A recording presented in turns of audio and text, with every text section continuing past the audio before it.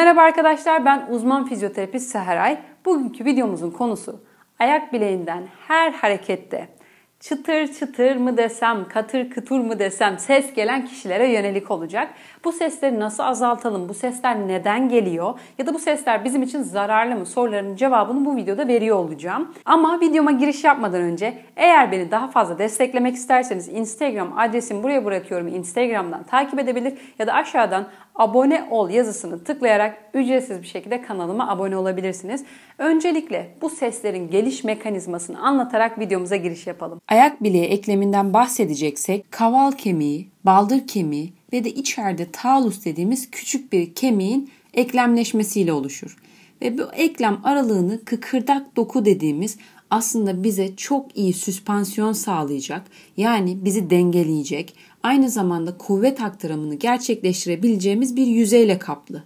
Ne zaman ki bu yüzey omuz ekleminde olduğu gibi, diz ekleminde olduğu gibi uzun süre hasara bağlı sıkıntı yaşıyor, o zaman o bölgede kireçlenme dediğimiz o bölgedeki kıkırdak aşınması meydana geliyor ve bu meydana gelmeyle birlikte de eklem yüzleri birbirine temas eder hale geliyor. Sizde eklemlerde ses gelmesi, ağrı, yangı ya da şişlik gibi problemler oluşturuyor. Burada da bahsettiğim üzere aslında yüzeyinde kıkırdak olan her eklem yüzü ilerleyen dönemde hasar alabilir. Bu hasarla birlikte eklem yüzleri birbirine yakınlaştığı için sizin her hareketinizde o bölgeden sesler geliyor olabilir. Ama gelelim en önemli sorulardan bir tanesine daha. Bu sesler sizin için zararlı mı?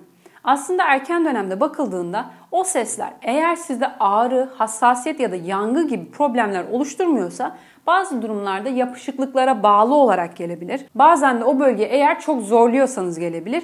Ama genel olarak bakıldığında genellikle ayak bileği eklemlerimiz biliyorsunuz ki gün boyunca vücudumuzun bütün ağırlığını alan ve üzerinde durduğumuz eklemler ayak ve ayak bileği bölgesindeki eklemler. Dolayısıyla o bölgede aslında bazı noktalara fazla yük biniyor, bazı noktalara ise az yük biniyor. Dolayısıyla bazı yerlerde böyle yapışıklıklar, bazı yerlerde hareket etmemeye bağlı gelişen, siz hareket ettikçe ortaya çıkan sesler olabilir. Eğer sizde de bu sebeple oluşan sesler varsa, lokal bir travma yani bir rahatsızlık, bir yaralanma yoksa size az sonra göstereceğim egzersizleri yaparak bu sesleri azaltabilirsiniz. Hatta videonun başında bir test yapalım. Ayak bileğinizi bu şekilde bir hareket ettirin. Ses geliyor mu bir bakın. Zaten bu videoyu açtıysanız muhtemelen ses geliyordur. Egzersizleri yapın ve videonun sonunda tekrar test edin ve yorumlar kısmında bana belirtin. Gerçekten bu seslerde azalma olduğunu göreceksiniz. Şimdi birinci egzersizimizi göstererek videomuza giriş yapalım. Şimdi size az önce söylediğim gibi testleyerek başlayalım. Sizden istediğim bu şekilde dik oturuş pozisyonunda, isterseniz sandalyeye yaslayın arkanızı ya da koltuğa yaslayın, hiç fark etmez.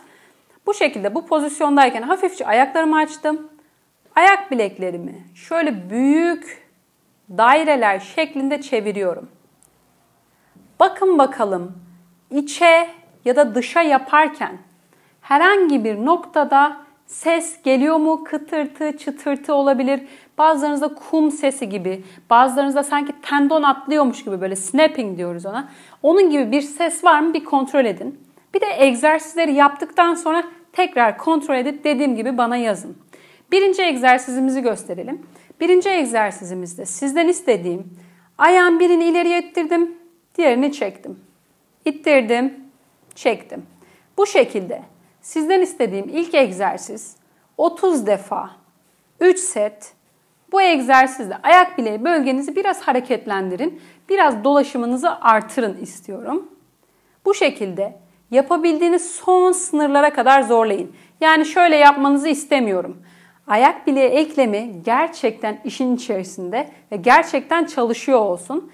Dediğim gibi bu şekilde 30 tekrarlı 3 set, yani dinlenip bir 30 daha, dinlenip bir 30 daha uygulayarak ilk egzersizinizi yapın. Daha sonra sizden istediğim çoğumuzun unuttuğu ama aslında çok önemli olan bir hareket var ayağımızda.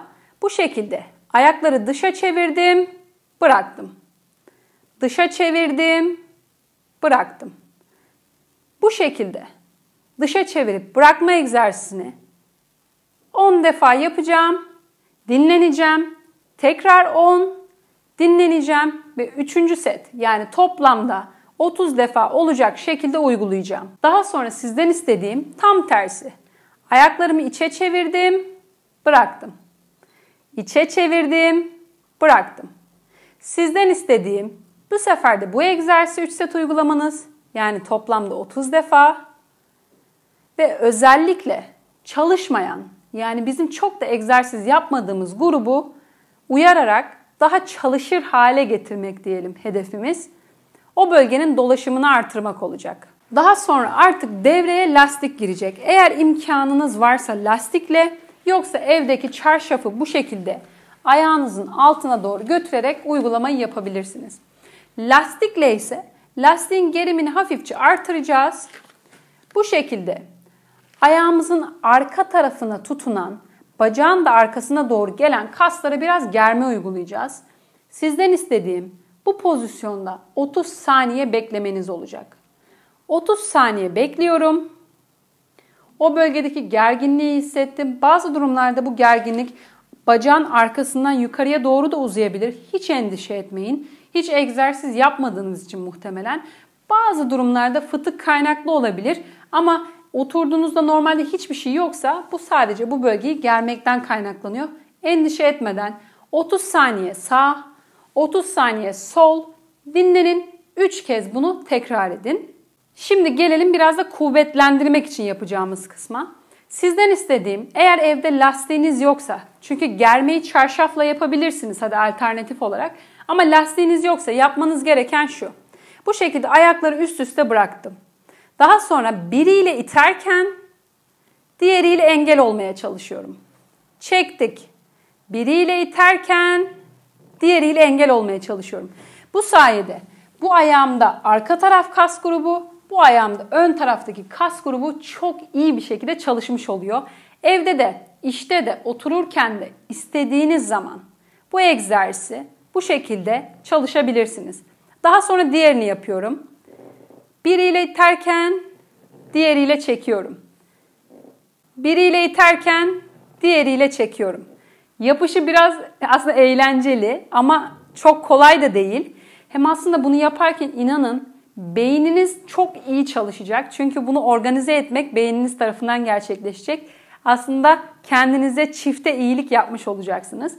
Bu egzersizi de 10 tekrarlı sağ ve sol üstte olacak şekilde yaptıktan sonra 3 kez tekrarlamanızı istiyorum. Ve sonra her şey bittikten sonra lütfen bir test edin. Tekrar başlangıç pozisyonuna döndüm. Büyük daireler çiziyorum. Bakın bakalım bu sefer aynı daireleri çizerken içe ya da dışa o sesler geliyor mu? Eğer sonuç alırsanız pozitif, eğer sonuç alırsanız olumlu ya da olumsuz lütfen yorumlar kısmında bana belirtmeyi unutmayın. Evet arkadaşlar, bugünkü göstereceğim egzersizler bu şekildeydi. Eğer sizin de bu şekilde ayak bileği eklemlerinizden gelen seslerle ilgili problemleriniz varsa bu videoyu ister iş yerinde, ister otururken, ister televizyon izlerken aklınıza gelen her an uygulayarak o bölgedeki sesleri en aza indirme şansınız var. Video ile ilgili de herhangi bir soru, görüş ya da öneriniz olursa yine ben Instagram adresimi buraya bırakıyorum. Instagram'dan oluşturabilir ya da aşağıdan direkt yorumlar kısmından bana bırakabilirsiniz. Diğer videolarda görüşmek üzere.